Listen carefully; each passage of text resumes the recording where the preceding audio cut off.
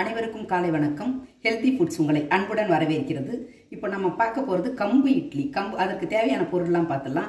கம்பு, உளுந்து, வெந்தயம், இதை எல்லாத்தையுமே நான் ஏற்கனவே ஊற வச்சு அரைச்சி புளிக்க வச்சு வச்சுருக்கேன். 1 டம்ளர் கம்பு எடுத்துட்டா 1/4 டம்ளர் உளுந்தும் 1 ஸ்பூன் வெந்தயமும் எடுத்து ஊற வச்சிடலாம். கம்புல விட்டமின் ஏ அதிகமாக இருக்கிறதால தோல் வியாதி, கண் பார்வை எல்லாத்துக்குமே நல்லது. கம்பு எப்பொழுதுமே இப்போ இருக்கிற காலங்களில் தமிழ்நாட்டில் மிக மிக வலிமையான உணவாக பார்க்கப்படுகிறது.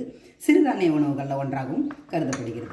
நான் ஆல்ரெடி கம்பு மாவு அரைச்சி முதல் நாளே ரெடி பண்ணி வச்சுருக்கேன். இப்போ கம்பு இட்லி ஊற்றிட்டு அது எப்படி வருதுன்னு பார்க்கலாம்.